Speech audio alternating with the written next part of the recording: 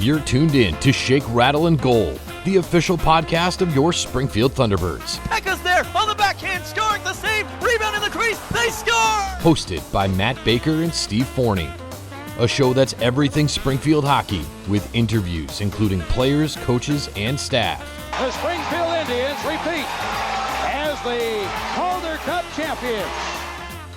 Listen to this podcast on all major streaming platforms and wherever you download podcasts. In his first year at the helm, Kevin McDonald and Drew Bannister have the T-Birds in the Calder Cup Finals. Watch the podcast on the official Shake, Rattle, and Goal YouTube page at SRG Podcast.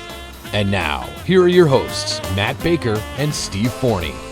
And this episode number 13 of Season 3 of the Shake, Rattle, and Goal podcast is proudly brought to you by our friends at the TDS Center for Communication and Social Learning in Amherst. They are at tdsspeech.com. By our friends at the MassCon United Training Center in Agawam. They are at mcutrainingscenter.com. And by our friends at Landscaping That Fits, landscapingthatfits.com. Promo code SRG20 alongside Matt Baker. I am Steve Forney. Matt, how are you? Merry Christmas. Happy New Year. Doing well. Same to you. I'll see you tomorrow, but Happy New Year to you and your family. Happy New Year to the podcast universe out there. Everybody wishing you a healthy, happy New Year. Hope you all had a happy Christmas, Merry Christmas, and all the good stuff. Mm-hmm. And here we are in the void. Go right? ahead. That's what I call this, right? Like this is the time. It's true. The time between Christmas and New Year's. And I realize I don't like to say this too loud because not everybody gets this whole week off. Like I know some people are back to work now, but as someone who has a job and I don't have to work now, like I lose track of time, the day, what day is it? Don't know. You just don't think about it. It really is crazy. And here we are recording. Time's like night. not a thing. It's not a thing. Even like I had son had like taekwondo tonight, and I'm like, what day is? What day is it? It's today. Like it was. So, but whatever. So yeah, we do have some stuff to get to. We got your fan rants we want to get to. We have our matchup. We don't have fan rants. Oh, we don't. Sorry to cut because that was part of me. So I apologize, folks. I totally forgot to post the fan rant yesterday, which was Monday, and so we think. Yeah, that's on me. So my apologies there, no folks. Worries. But and I don't really have anything to rant about today. But that's okay. I do. There you go. Well, then I guess, and we have our matchup. We have our last matchup in the first round on the forwards side, and it's a real good one. I liked last week's, and I like this week's too. So we do have that, but I'm going to say something off the jump that might be unpopular with some people. Sure. I have never enjoyed a win less than I did on Sunday. They had no business winning that game. They looked absolutely putrid for 55 minutes of the 60 minutes. Mm-hmm. And to get a win, you get points, right? And that put us in a playoff spot remarkably. If you can go out every night in and night out and get outshot 3-1, completely fall asleep for 2.5 periods and get a win, it's not going to happen. And we've said this before. That was the least satisfying overtime win I think I've ever seen in all my time because they just looked so bad. And if you weren't playing Bridgeport, you would have got your doors blown off like you did on Saturday.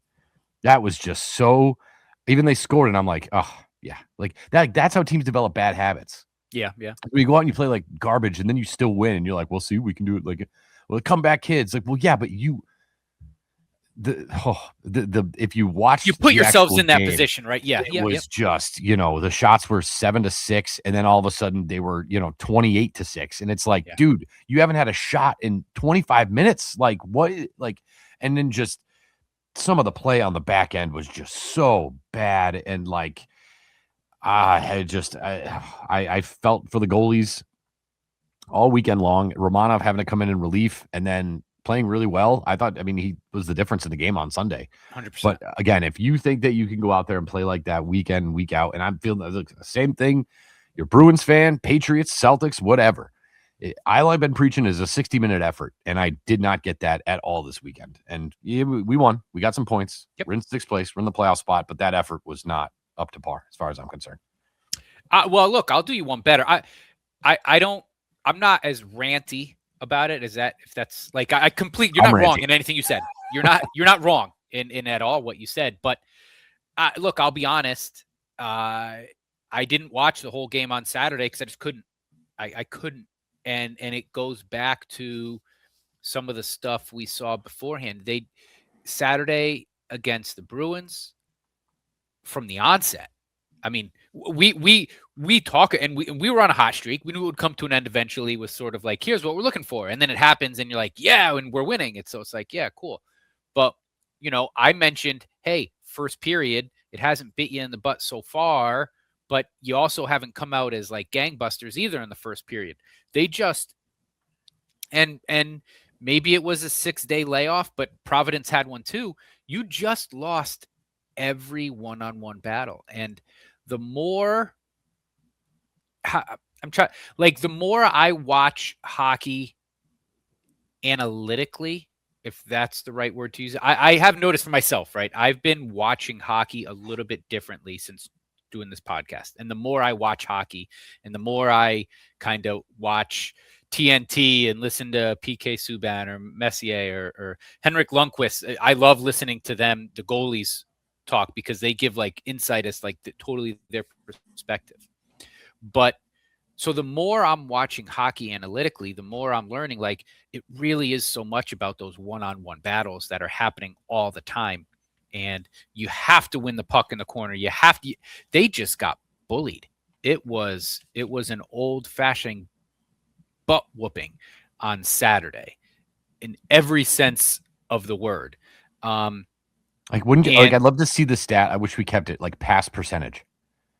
They didn't. Yeah. They couldn't pass. They couldn't pass the puck from one guy to the other. But it didn't matter because they didn't have possession of the puck either. Like, right. That's what I'm saying. Every time they had the puck, Providence was just like, yeah, no, thank you. We'll take this.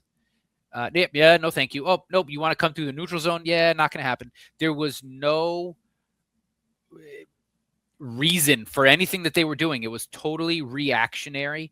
It was totally, it was bad. It was bad. And it was reminiscent of how the season started, and it didn't feel as bad. And it doesn't still feel as bad because they went through a winning streak, or a point streak, and then you lose 1-7 and you come back and you win 4-3 in overtime. Right. So I think that Saturday loss doesn't sting as bad as it was stinging at the beginning of the season, but that's what we saw. And, I don't know. It's raising red flags for me. And again, I don't want to be an alarmist and I don't want to overreact. And as we both know, as everyone knows, all you listening, the hockey season is so long and the ebbs and flows. There will be ups and downs, and they will go on another winning streak and they will go on another losing streak. But I agree, and this is what we've been talking about. A 3-4 overtime loss in Charlotte feels a lot better than their 4-3 win against Bridgeport. Like, and fans, like, I'm points are points, right? So I'm not saying I would rather the team lose in overtime but play really good. No, I want the team to win. So they got points, and to your point, you're right. Like, but how that game looked and how they played, I would rather see the team play like they did in Charlotte, because if they play like they played in Charlotte against the Islanders, you're not winning 4-3 in overtime. You're winning 4-2 in regulation, and it looks better. So the Jekyll and Hyde of this team this year is so drastic. And, I don't know. I'll give them. I will give them a little bit, and I do want to get into this briefly at some point. But yeah, there has been. I don't really know if I remember this much roster fluctuation just with what's going on in St. Louis, and the ECHL goes on strike, and now you got guys coming and going, and Pekka's going to the Spengler Cup, and it's just like who's even playing? And then you trade Alexandrov, you get Akil Thomas, but he's still not playing. So like, there's a lot of other factors that are in there. That's fine. It's true, but I mean, you're right. Saturday night. So Sunday, I know you're a Giants fan, but Sunday I'm watching the Patriots play the Jets, and the Jets are like the worst team ever. And the Patriots it looked like practice. They choked them out. Yeah. Yeah. They're 7-0, 14-0, 21-0 game over. And I was like, this looks like what the Bruins did to the Thunderbirds, where the 2 goals in the first 2.5 minutes. Mm-hmm. You're like, oh, okay. And then Peterson does what he can and tries to get everybody fired up, starts a fight, gets the crowd going. It was awesome. And then what? Nothing. Yeah. No, that's supposed to spark the effort. And pulling the goalie is supposed to spark the effort. Neither one of them worked. And it's like, I don't blame Dylan Peterson. I don't blame the coach. Quite frankly, I don't even blame Vadim Zarenko, who got pulled in that game. Somebody on that team's got to wake up in these games and say, get on my back, let's go. Yeah. And, it is hard without Pekka. I think Pekka, if you have Pekka, you don't lose 7-1. You might lose 5-2, but you're not going to lose 7-1. Yeah. I was impressed that they actually got the overtime win without Pekka, because usually he's the late game heroics, the overtime. That's the guy I'm looking for is 63. So you were still able to get that from guys like Matt Luff. But it was a tough watch. And again, I would rather, I don't know. When you get outshot 40-18, 18 shots, 3 in the second period. Yeah. And you win. It's like, well, you won, but like, my golly, was that a tough watch? Holy smokes. Yeah. So, no, you're right. You're absolutely right. And if I'm not mistaken, it was the Bruins earlier in the month. They played the Bruins in Providence, and they ended up with the win. But it was a horrible kind of tough. Like we're talking like, what was it? Outshot 36-6 or something like that. Like it was insane. And they are creeping away with the wins. And let's not be all negative. Again, you're not wrong. You're not wrong. I don't want it it's a problem. It's glaring. There are red flags all over the place. However, that being said, you play to win the game. And when you win the game, sometimes it makes the sting feel less. I agree with you 100%. Dylan Peterson recognizing early in that game that this team is just flat. There's no energy. And I don't, as a fan, when you come out there in the first 5 minutes of the game and you're like, why is only one team skating? And so like, as a fan, if I'm there, it's like, well, it is hard to cheat. I need something to get me going too. Like you're loud at the beginning when you say, now who's ready for some hockey, right? We're loud, we're yelling, we're screaming. And then it's like you blink and it's 2-0 and it doesn't resemble two teams skating. You're like, well, all right, what are we doing here? And so Dylan Peterson, job well done.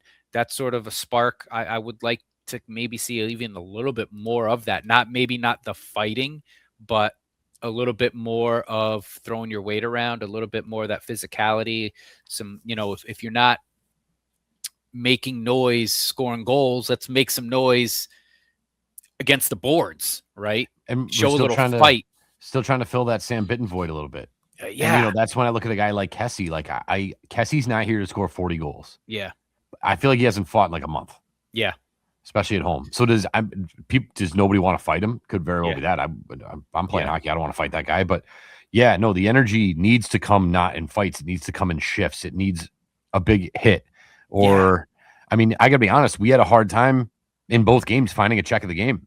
Yeah. Because I'm talking with production, and production does the check of the game, the shot and score game, and everything like that. And whenever there's a big hit, I always say, mark the tape. Mark the tape on that one. That was a good check. We'll usually have 3 or 4 of them. We got none. Yeah. And so, look, I'm not out here looking to be the Bash Brothers, but you can shift the game. You can change momentum in a game with a big, I always say, it's not even a big hit, just a loud hit. Yeah. If it's loud, people hear it. And then people hear it, and then people cheer, and then that gets everyone's blood flowing a little bit. So, but, it's I don't know. And I know, again, holidays, I get it all. People are away from their families, and it's hard. But, look, the Bruins had the same kind of layover, and they responded. So, and I think that's a difference somewhere and something about, we can go up and down the roster and say, no, they got Brown, we got Pekka, they have, again, we can name them all. I don't think Merkelov and Lysell, I don't consider them necessarily young guys anymore. I think they're probably career AHLers. Right? I disagree. I was going to mention, I don't know what Boston is. Well, what are they doing though? It's not, why aren't they giving these guys a shot?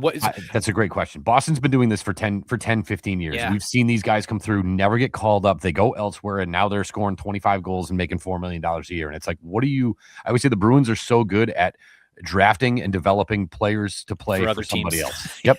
That's what they Yeah. do. And the fact that, from what I saw on Saturday night, the fact that Lizal and Matthew Patra are not in Boston makes. Meanwhile, I look at their roster and they're rolling out something called Marat Husnudinov. It's like, what are you doing? Like, you make a trade and you get this Kusnadinov kid, and you're like, oh, well, he has to play. Okay, well, what about the kids that are the same age with the same AHL production already in your system that you drafted? Yeah. And so the fact that Boston, I mean, and that same kind of goes for Merkelov, who I would consider maybe third on that list of tiered players over there. But those guys are not AHL players; they're NHL players, and they need to be called up and brought up. And Boston, well, I don't think we'll ever figure that out. They're going to sign somewhere else and make big money for the Winnipeg Jets. But it's going to happen. That's true. I mean, that probably is a better way.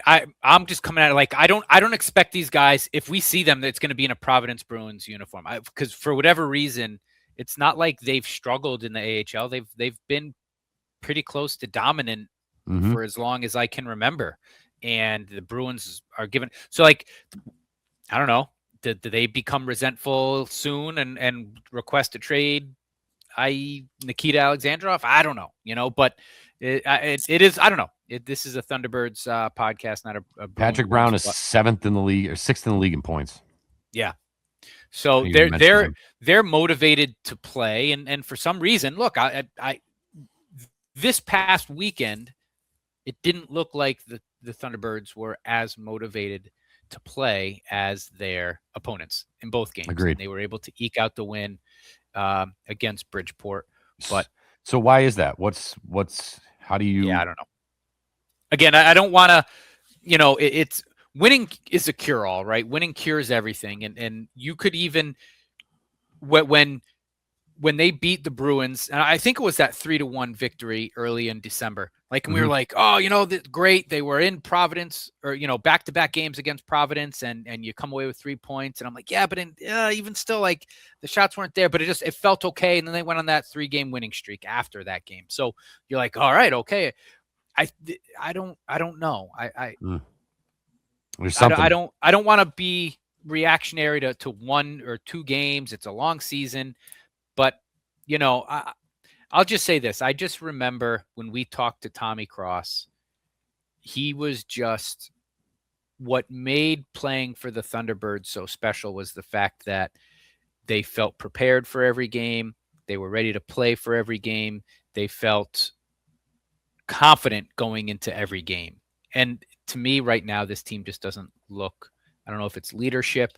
I don't know if it's stagnant, same old scheme. I don't know, but there just seems to be a lack of confidence and a lack of motivation on a nightly basis. Some nights you see it, some nights you don't. And we can even go back to last year too, when we had high hopes for the last year's team. And it was kind of like, yeah, same thing. And how many times, once Ellis got hot, how many times did he bail you out? And yeah, but that, and this is not meant to knock Zarenko and Merkelov, because if I had to give like MVPs to this team right now, they are co-MVPs. Agreed. Without Zarenko and Merkelov, I don't think this team is anywhere close to being in the 6th seed right now. So they're my co-MVPs early on in the season, but they're also not the prototype of, like, you mentioned who's saying, get on my shoulders, get on my back. Like, I don't think these goaltenders are that extraordinary to be like, get on my back. I'm making 40 saves every night, whether you want me to or not. Give me 2 goals and we win 2-1. Well, I was going to say, but you can't win nothing. So somebody needs to score offense. Somebody needs to pick up the slack offensively. And that to me is sort of where the void is there's just no, it's very predictable. Yeah. Their offense and their breakouts are very predictable. And one other thing that I've noticed is, like, if you're behind the net, you have for an example, you have option A, which is to keep it on your forehand and make a short pass to a teammate. Or you have option B, which is to go sideways and then flip a backhand and hope that it bounces off the wall and gets through 2 guys to get to your guy. They're going to do the second thing. And to me, it's like, do the first thing. It's simple. It's easy. He's right there. You're on the forehand. Pass it to him. Instead of that, nope, we got to go across against the grain through 4 bodies to make a pat. Clear the puck. Pass the puck. Move the puck. Keep the puck moving. It's simple little things. Death by 1,000 paper cuts that they just seem to not be able to handle right now. And I don't like keep it. I mean, how many times are not 2-on-1 and it's like, or 3-on-1, whatever it is, and it's like, it's always easy to think hindsight, but you're like, what are they going to do, the right thing or the wrong thing? Yeah. It's like, how often are you just like, why don't you just shoot there? Or why don't you just pass there? Or what was that? I see so many pucks rolling off of sticks. I'm like, why? It's not the ice. It's not happening to the other team. How come we can't stick handle now? Like, it's little things that I'm like, if we could just tighten up this stuff, what we could put together would be amazing. But why do you have 18 shots on goal? Because the puck's flopping over your stick when you're trying to shoot. Like, it's just weird. It's weird though, because like if you think about it too, in hockey, 18 shots is on the low end, Very but much. It's not. It just that in a vacuum, you're like, all right, well, 18 shots. It's the fact that they're being outshot 40-18 that's the alarming piece for me. Like if you were outshot 18-24, you're like, all right, yeah, well, that's a good hockey game. Probably, it was probably a good hockey game kind of thing. But when you're being outshot 40-18, and it's so, you see the opponent go on these flurry of shots, like, just zipping 4 or 5 shots almost at point blank range. And it's so excruciatingly hard for you to get. You're just like, well, something isn't jiving here. I do, if I could also, and we can stick on the weekend too, but congratulations to Marc-Andre Gaudet, who officially got his first AHL goal. I didn't realize that one from last week was taken away, but I didn't until I looked at the box score. I looked at his stat line. I was like, oh, he still doesn't have one. And it must have been like a tipped, because if I remember correctly, it was a shot from the point. Yep. And so it must have bounced off of somebody else's stick. So congratulations to him. And look, and to highlight, I mean, Matt Luff, I think that's to answer your question you asked, what was it, 20 minutes ago? It's got to be Matt Luff. Right now, I wish it was a younger guy, but I don't see that happening. So it's got to be Matt Luff who says, let's go. I'm gonna get you 25 goals this year. You guys come along with me, and you do what you do. And could it be a Humagang? Can he go hot? He's been quiet. He's been quiet for a little while. But I'm glad you mentioned that, because that overtime goal was simply that. That's what it was. You're not going to be my way. I'm 100%. Everybody get on my back. I'm just going to drive to the net. And I'm going to beat this walrus of a goalie at 6'8". Yeah. And that's what we're looking for more consistently from everybody. Yeah. And like I said, winning your one-on-one battle. And right. Folks, watch. I mean, the Thunderbirds have been in a lot of overtime this season, like a lot of overtime. And if that continues, like, it's a lot easier to see these little battles one-on-one in 3-on-3 hockey. But watch it, like that's what that was. Humagang didn't have it, so he resets, and it's all about finding the one-on-one battle. You get the puck to Calle Rosen, you get it over to Matt Luff. He takes it up along the boards and says, you know what, I'm going to win here. And not only does he beat his defender, but he beats the walrus. So I'll tell you, I like the fact that pretty cool. I know they talk about making it a penalty to where in overtime you can't take the puck out of the zone and reset. I love that they can do that. I know fans will, it's just a waste of time. It's not, though. If you're coming back out and you're able to reorganize and find a 2-on-1 and then get in the zone with speed, and now you have real chances and opportunities. Like, I don't know. I love that you can do that. I don't know about it. I do that in a video game. I get in the zone, I pull it right back out, wait to make the defense come up, make one pass, boom, you're in. So I love that strategy. I see nothing wrong with it. I mean, look, if I think I've talked about this too. Personally, I guess I would rather see a 4-on-4 hockey overtime than a 3-on-3. To me, it's just like, it's so odd. It's not. I like overtime that resembles what I've just watched for 60 minutes, if that makes sense. And 3-on-3 is just so odd. So I'd rather see a 4-on-4, but that's the purpose. Like, they don't want to get into shootout. They want to see that exciting one-on-one battle. And that's really what it is. You have 3 essentially one-on-one battles going on. And, if you're fortunate enough to set set up the puck in your O zone and you can move it around a little bit, but very rarely, I think, does that actually lead to a goal. It usually is that I've got speed, I'm coming in, you can't stop me. Or you end up getting those. You end up getting those, save down this end, 2-on-1 this way, and a save rush down coming this the other end, way, two right? on Yeah. down, and then it's like, okay, now we're like really cooking. Yeah. So I don't know why I keep crossing sports, but it's like putting a runner on second base in extra innings. Yeah. Like my brain tells me I hate that. You this isn't baseball. You didn't earn the getting to second base, but if it makes a game 10 innings or 11 innings rather than 15 or 16, then okay, well, I guess I'm here for it. Yeah. So interesting. Well, that was all over the place, but it was good stuff. As we tend to do here. Yeah. We do have, like I said, we do have plenty more to get to. I do want to talk about our sponsors and get that situation situated because we want to thank our friends at the TDS Center for Communication and Social Learning in Amherst. It is located in the center of Amherst. Founder and owner Teresa Dooley, along with her husband Brian, have spent their professional lives dedicated to children and young adults of Western Mass since 1996. The staff are proud to offer a variety of therapeutic interventions, direct family support, consultation services. They kind of do it all, speech and language community, innovative ways to meet the needs of all different individuals. If this is something that sounds like would be beneficial to you or your family, you can get in touch with them at tdsspeech.com. Phone number is 413-835-0735 by the fine folks at MassCon United Training Center in Agawam. From beginners to pro, MCU Training Center is a one-stop shop to improve your game with top local trainers and their knowledge, skills, and training to develop programs that'll make you a better player no matter your skill level.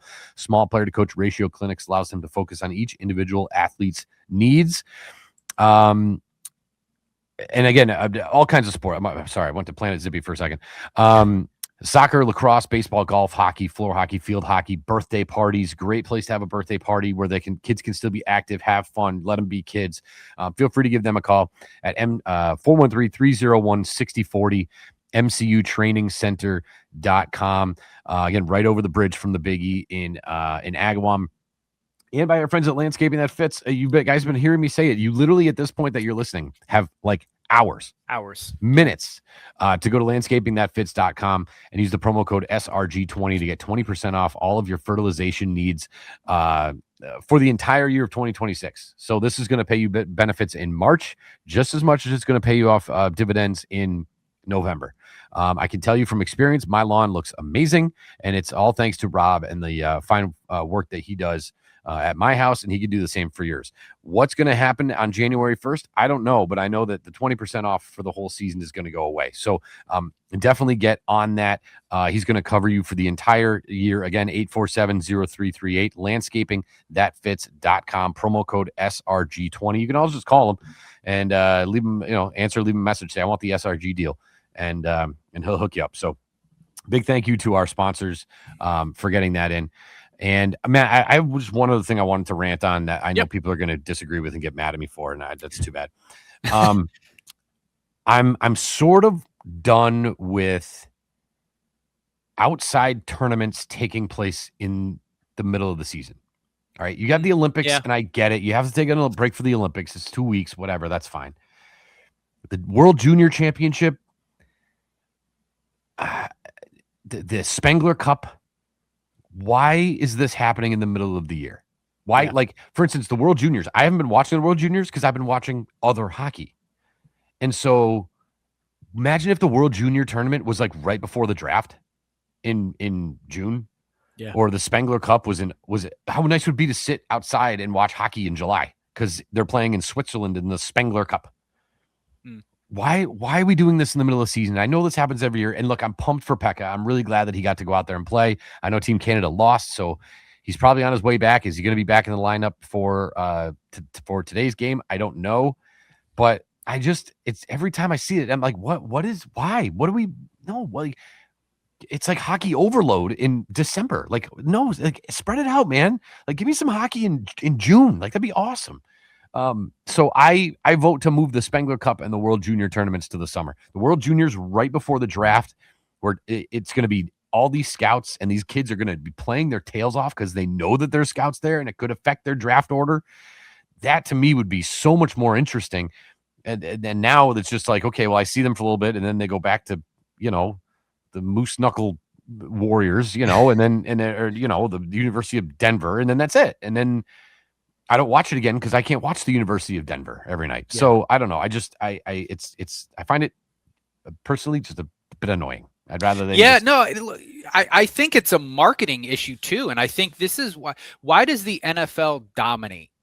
Because they are talked about year round. The NFL has mastered the ability to every week have something happen where it's like, you have the Super Bowl in early February, then you have, free agency and the draft. They figured out a way where there's never a lull.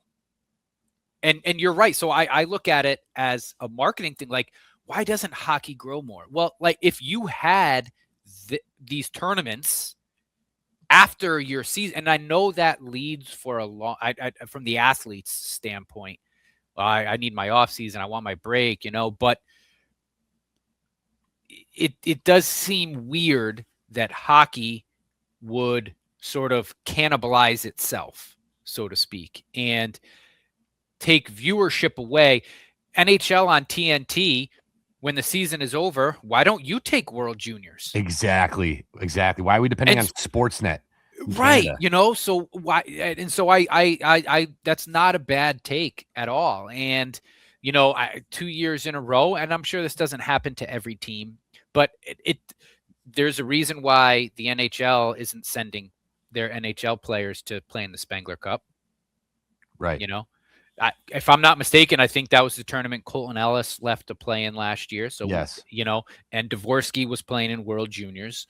And I think you're saying the same thing I am. We're not saying these players shouldn't go play, but it's like, hey, governing body, if you marketed this better, you could have the best of both worlds and you could still get high quality hockey in the off season.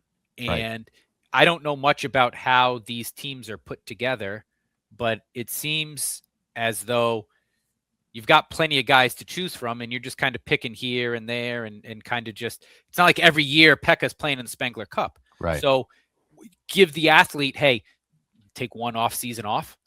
I mean, I don't mean to disrespect it, but like, I don't know what the Spengler Cup is. Like, I know that there was an entire team made up of NCAA players who weren't selected for the World Juniors. Yeah. So it's like, what is that? Like, it's not even like a real team. Like, you just took a hodgepodge of kids from like Assumption and put them on a team. Like, I don't. And Pekka. And Pekka, right? Well, he wasn't on the college team, but yeah, he was on. Yeah, I'm with you. Just kind of, I don't really get it. So yeah.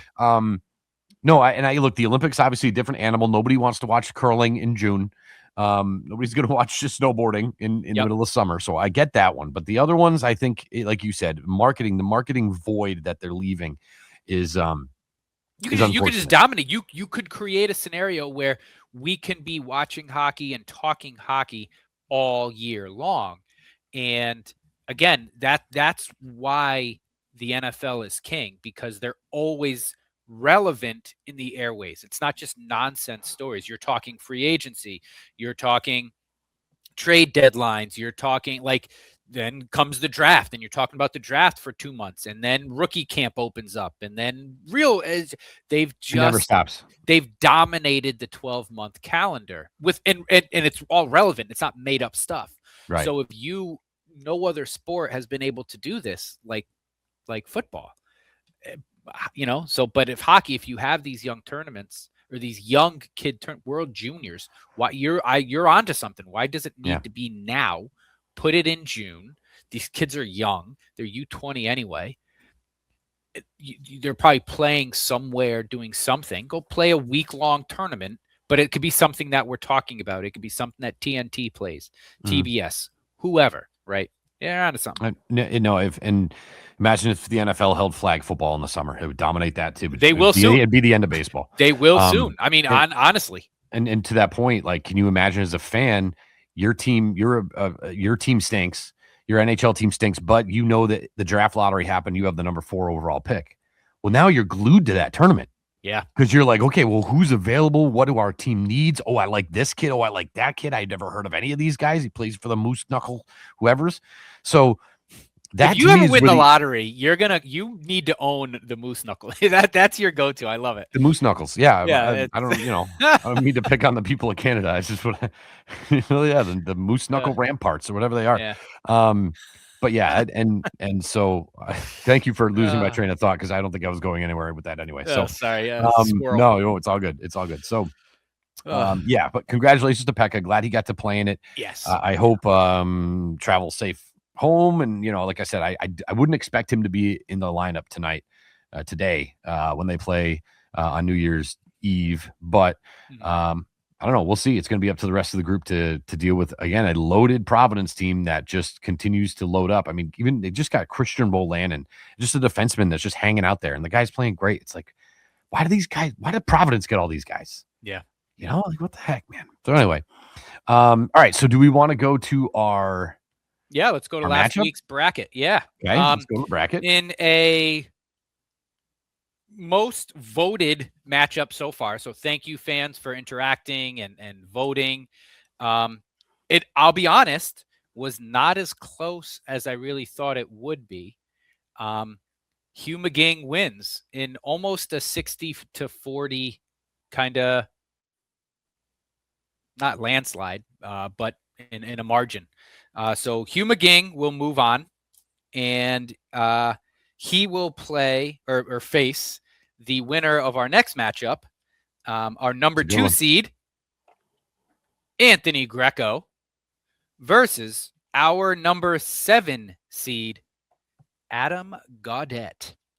And there you have it. What makes this interesting is that you could have flip-flopped these. You could have made Greco the 7th seed, Gaudette the 2. That's how these two guys have legendary status of the Springfield Thunderbirds from what they were able to contribute have just been remarkable. And I think that the pinnacle of Springfield Thunderbirds hockey was probably Anthony Greco winning the fastest skater in the 2019 All-Star Challenge in Springfield. Like that was like the shot heard around the world. He beat his pace was better than McDavid's, his score. That's how fast he was. So great matchup. Love this matchup. I know you got some numbers on him. Well, yeah. So Anthony Greco is number 2 in both games played and total points for the team.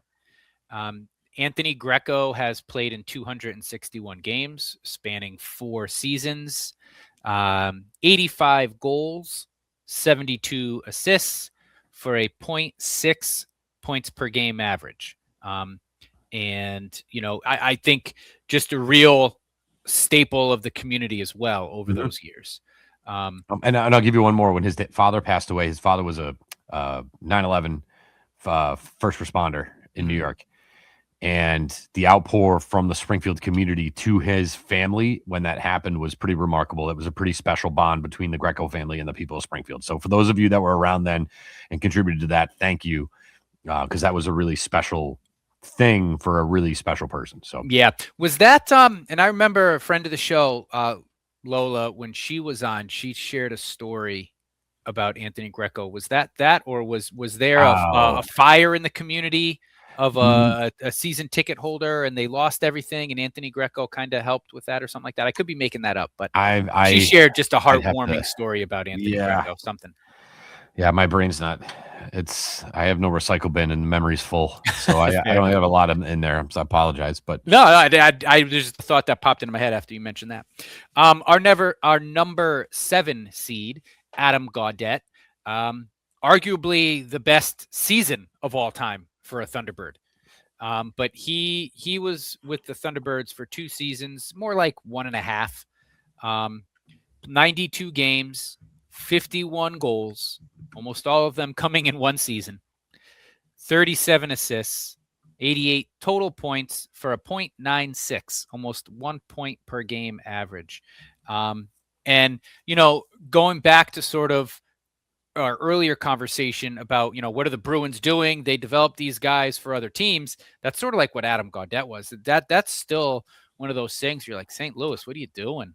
Like, especially now with all the injuries, he could have been a guy, because he's still doing his thing up in the NHL. Adam Gaudette is. But when he was here, I will say, an all-time season when the team was struggling. There wasn't much else, right? I think that was the year they missed the playoffs, his full season. And keep talking. Right, the ups and downs. They started hot and they got slow and they ended up missing the playoffs. But you went to go see a Thunderbird game, especially at home, and you could take the over on Adam Gaudette scoring a goal, or getting a point, because he was just dominant that season. And I can't hit on that enough. I mean, the fact that you didn't want to retain Adam Gaudette, but then over the course of the next year and a half, you were buying out Brandon Saad and you're buying out Alexander Texier because they're not working. It's like, well, you had a guy. Yeah. And he had 19 goals for Ottawa last year, plus 12. Yep. And this year a little slower, but he's on San Jose, and other than Celebrini, they're terrible. He's 14 points in 33 games, but still, it's like almost he's playing up there. He's like, capable. Yeah. So I wish him all the best because he's crushing it. I believe Greco's still playing. I think in Switzerland, maybe. I'm going to pull it up. He's kind of bounced around a little bit. But again, we're focusing on the time that they were here in Springfield, what their contributions were.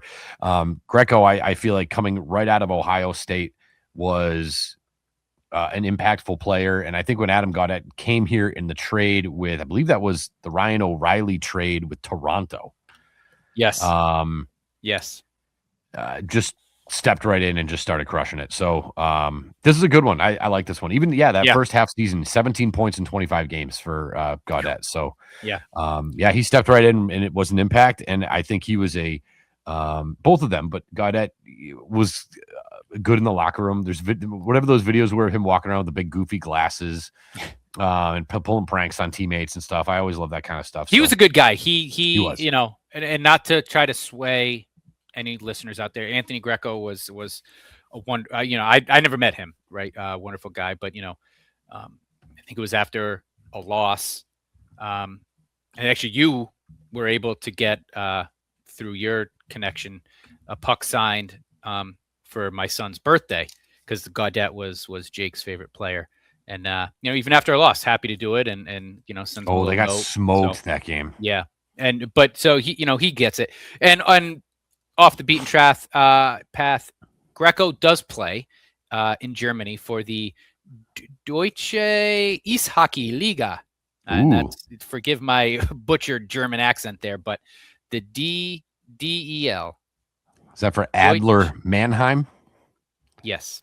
34 points in 34 games right now for doing well there. Yeah. So this is a good one. Our number 2 seed, Anthony Greco, number 2 all time on your list for games played and points for your T-Birds, against Adam Gaudette, arguably the best season of all time for a Thunderbird. I kind of forgot just looking at it. Anthony Greco, 59 points in 66 games for the Hartford Wolfpack in 2021-22. Ew, I totally forgot he went to the Wolfpack. I scrubbed that from my brain because I really liked him so much. But that's there you go. So that's a good one. That's the Adam versus Anthony. We'll see how that all shakes out. That's our final matchup in the first round for our forwards. So our next 2 matchups, folks, will be the last 2 of our defensive goaltending matchups, and then we'll kind of get into the quarterfinals and semis and got some more cool graphics for you there. Before you know it, it'll be May. At the rate we're going. So just taking a quick snapshot ahead here, as I sort of mentioned last week, I'm really focusing on the 3-horse race for 6th. Mm-hmm. I know there's going to be a lot of movement and fluctuation at the top of the division. I'm worried about, until further notice, 6th. And if Hershey keeps sliding, maybe 5th. Because they're not doing so well, but they are Hershey, so they'll be there. Mm-hmm. So obviously you at the game today, 3:05 against Providence. So winning weekday. So if the T-Birds win, you get your ticket for the game on January 10th. And you get a T-Birds cowbell giveaway. Love that. And then we sort of kick right into, because again, nobody knows what day of the week it is. Today's Wednesday. So then Friday, you're at home against Bridgeport. Saturday, you're at Providence. And again, the 3 games in whatever this is, 4 or 5 days, but 3 pretty good sized games. I mean, I know what just happened with, well, this is, let's see, 1, 2, 3, 4, 5. So 5 games against the same 2 teams, right? If we go back last weekend. So you're lucky to get that one against Bridgeport. Let's try to get some points here with Providence. I guess drag them to overtime if you have to. Got to find a way to get some points and break through some sort of a ceiling, not make their ECHL call-up goalie look like Martin. That was another that was another thing we didn't even talk about. Shoot it at him. Shoot it.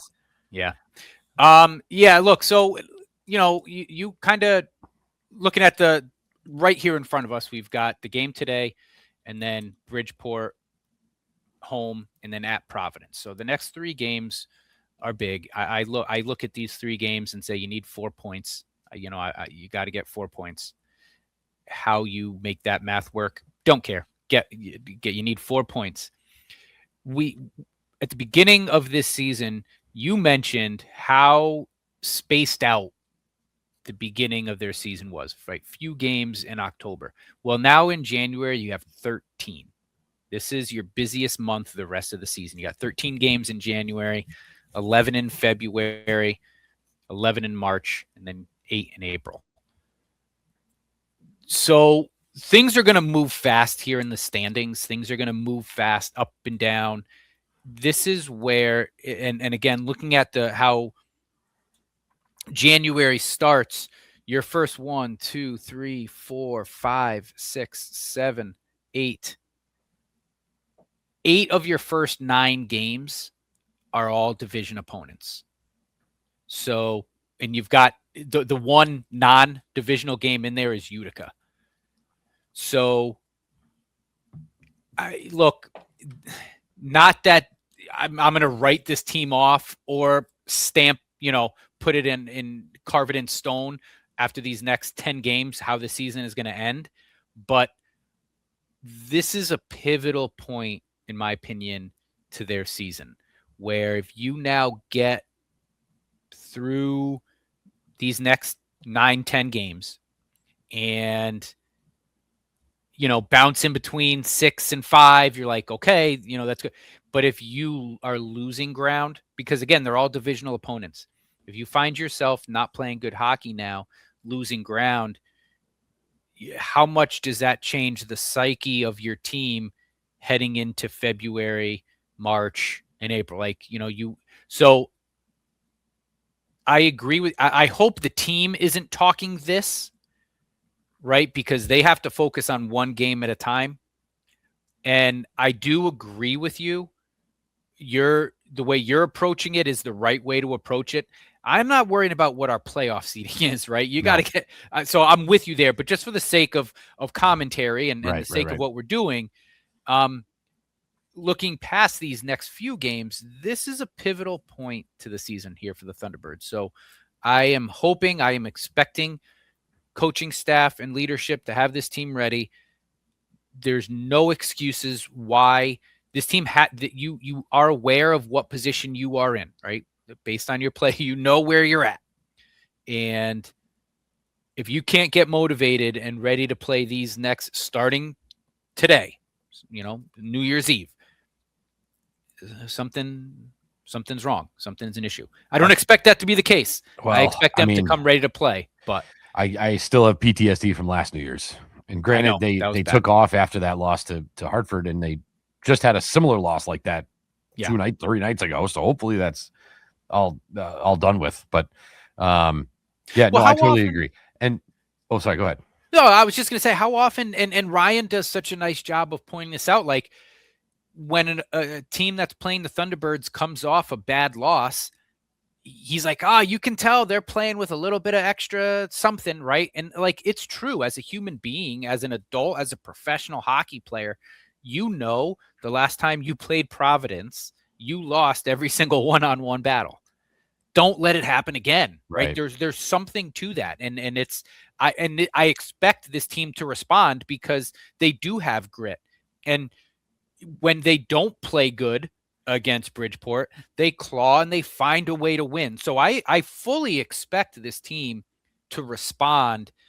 I'm not claiming they're going to win 7-1 on New Year's Eve, but I completely expect this team to respond and be ready and be motivated, because like I said, if you're not, something is wrong. So I expect them to come ready to play, be prepared, and there should be no surprises again on New Year's Eve. You know what team the guys that you're going up against.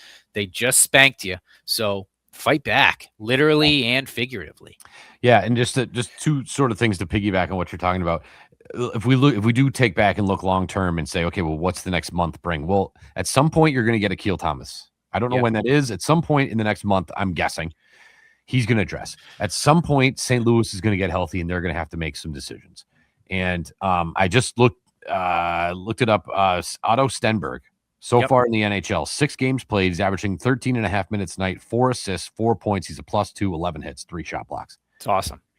It's awesome. I love that. That's going to be such a hard move for St. Louis. They're going to have to make a call. And is that going to be Stenberg? Is there going to be other coordinating roster moves when they get themselves fully healthy? So, we do have those kind of things to look forward to, a sort of long term. One other thing that I'm looking for tomorrow, for today, I guess. I had a nice chat with one of the officials, one of the referees on Saturday, right before the third period started. And he came out and he came to the little hole in the glass. He's a super nice guy. And he said, man, you guys are doing great with attendance, huh? I'm like, yeah, we are. He's like, every time I come here, the place is packed and everybody's loud and they're super into it. I'm like, they really are. I was like, the front office does a really nice job and this is a great community. And we both kind of at the same time were like, we just can't play like this in front of him. You know what I mean? So let's throw the fans a bone here, guys. The fans have shown out this season. I saw a thing up before Christmas. The Springfield was at 92.5% capacity at the Mass Mutual Center. 92%. That rules. That's like top 3. Yeah. And there's a lot of ways a lot of people will say, well, there's only, they only average like 6,000 people. Well, we only fit 6,000 people. So like, you're playing in, you're Chicago and you're playing where the Bulls play. It's like, well, that's a different capacity. So I always look at the capacity number. And you're at 92%. That rules. So you guys have been showing out and showing up. And I think it's time for the team to, on the ice, give the fans something to cheer about. Yeah. Because we had fans last game that were quacking because they literally looked like they were watching the Mighty Ducks before, remember they tie them around with a rope and make them all move in the same direction. Like, it's like, that's what they need from this team, is let's just tie them all up and make them walk the same way. Right. Like, yeah, I want to see a little bit more. I want to give the fans something because they've earned it. The fans have shown up and they've shown out. And other than the lowest attended game was the game on Halloween.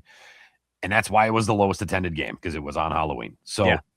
So we'll see. I'm excited for the Providence game, and I'm excited for the Bridgeport game on Friday, because I think that there's real opportunity here, like you said, to grab some points, make some moves, get some swagger. That road swagger has been awesome. We just haven't seen it at home. How do we get the home swagger that we have on the road? So we'll see. Yeah. And to your point, that's a testament to I know how hard the front office works. And it really is. You're right. I mean, the fans, Springfield, you are great fans. And like I said at the beginning of the show, is like, all right, well, Dylan Peterson fighting when the rest of the team doesn't show up. It's like, well, we're all here. 6,000 of us are looking for another team to play hockey. Where are you? So I'm with you. And I don't want to blanket, because again, Dylan Peterson's fight was exactly what I'm looking for. And if you're not going to, if you're gonna come into it, put yourselves in an early 2-0 hole, having a guy like Dylan Peterson step up and do that is great, and I love that. But you can't be losing 7-1, and you can't be getting outshot 40-18 on home ice in front of the people in Springfield, in front of 92.5% capacity. So there's been spurts of it, but I want to see it more consistent. I'm with you. I agree. Well, at this point, Matt, we'll say a big thank you to our friends at the TDS Center, a TDS Speech. com. TDS Center for Communication and Social Learning. Sorry, I had to pull it up there. By the fine folks at MassCon United Training Center, mcutrainingcenter.com. Landscaping That Fits, landscapingthatfits.com. Promo code SRG20. Now you're losing even more time to get in on that code because at New Year's Day, January 1st, you can't use SRG20 anymore. So get on that. Big thank you to them. Big thanks to everybody who listens. Thanks to people who are messaging us and coming out and seeing us and saying how much they listen and they love the show. And I have people in St. Louis that listen, and they send me messages like, hey, thanks for keeping us up on our prospects and stuff like that. And so thank you all for, again, I always say it all the time, but making sure we're not talking to ourselves. There's actually an audience out there. So thank you. Yes, we do appreciate you all listening. We appreciate all the votes in our greatest of all time T-Bird matchups. Don't forget this week's Anthony Greco, your number 2 seed, against your number 7 seed, Adam Gaudette. We appreciate it. Like, follow, share, tell your friends to listen, get them into hockey. Write to your congressman, tell them to change the World Juniors to the summer. Your state reps, because Steve, you're onto something. That's a good prime take. minister somewhere. Yeah, it's a good take. That's a good take. But no, we do appreciate you all listening. We appreciate the likes, the follows. Keep coming. Big games coming up this week for the T-Birds. Happy New Year to everybody. Stay safe. Stay healthy. Don't drink and drive. Call an Uber. Go to the game. No excuses. 2025. Let's go, T-Birds.